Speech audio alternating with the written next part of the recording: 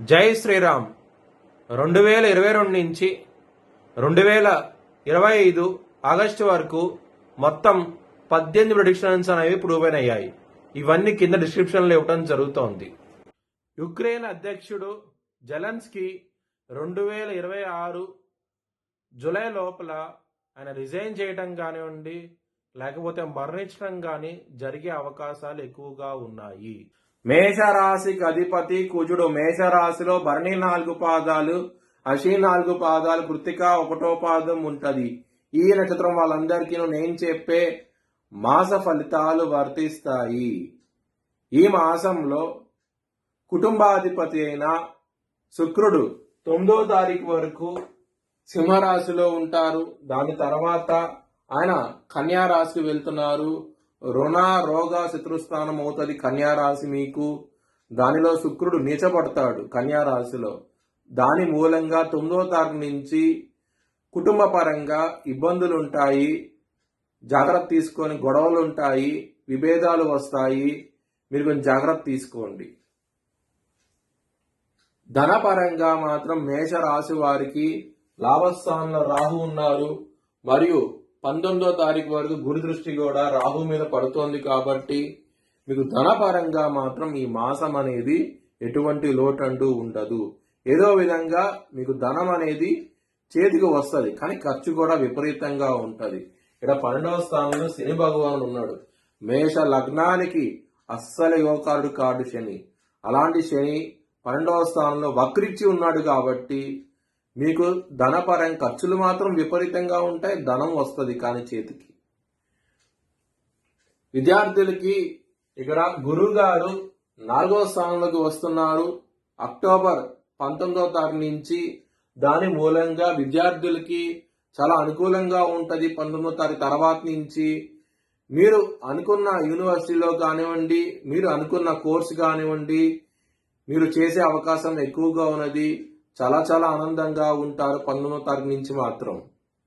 Lovers కి మాత్రం ఈ మాసం అనేది కొంచెం ఇబ్బందికరంగా ఉంటుంది, కొంచెం జాగ్రత్త తీసుకోండి. ముఖ్యంగా 9వ తారీఖు నుంచి మాత్రం మీ లవర్ కి ప్రపోజ్ చేయకండి. ఒకవేళ ప్రపోజ్ చేస్తే కానీ రిజెక్ట్ చేసే అవకాశం ఎక్కువగా ఉన్నది. లవర్స్ కి మాత్రం అంత అనుకూలంగా లేదు 9వ తారీఖు నుంచి మాత్రం. హెల్త్ పరంగా కొంచెం ఇబ్బందికరంగా ఉంటుంది. ముఖ్యంగా 19వ తారీఖు నుంచి మాత్రం ఇబ్బందికరంగా వాతావరణం అంటూ ఉంటుంది. హెల్త్ పరంగా మాత్రం జాగ్రత్త తీసుకొని గజ సమస్యలు, ఇలాంటి సమస్యలు వచ్చే అవకాశం ఉన్నది. కొంచెం జాగ్రత్త అంటూ ఎక్కువ తీసుకోండి. మ్యారేజ్ పరంగా మాత్రం సప్తమాధిపతి అయిన శుక్రుడు మీకు కన్యా రాశిలో నీచబడతాడు. మ్యారేజ్ పరంగా మాత్రం ప్రాబ్లమ్స్ అనేవి విపరీతంగా ఉంటాయి 9వ తారీఖు నుంచి మాత్రం. జాగ్రత్త తీసుకోండి. లలితా శాస్త్రం పారాయణం చేయండి, మంచి ఫలితాలంటూ ఉంటాయి. శత్రువులు అనేవాళ్ళు ఈ మాసంలో మాత్రం చాలా విపరీతంగా ఉంటారు. 2-3 శత్రువులు ఉంటారు. కొంచెం జాగ్రత్త తీసుకోండి.